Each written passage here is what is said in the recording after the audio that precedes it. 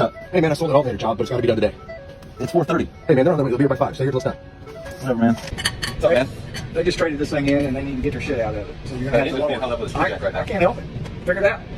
This video is wonderful. It really does explain why why there's a shortage of them. Who wants to get into an industry where you have to buy tens, if not hundreds of thousands of dollars of tools? As an employee, you're not a business owner, you're an employee. So you don't get the same tax breaks as a business owner, but then you're expected to basically work for free half the time.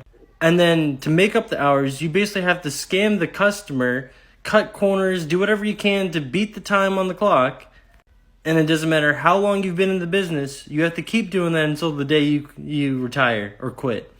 That's why this industry is so broken. Why is it such a skilled job not paid a salary or hourly, but instead a flat rate, which is commission? We're not car salesmen. We're not service advisors. You're actually doing real work, and you deserve real pay.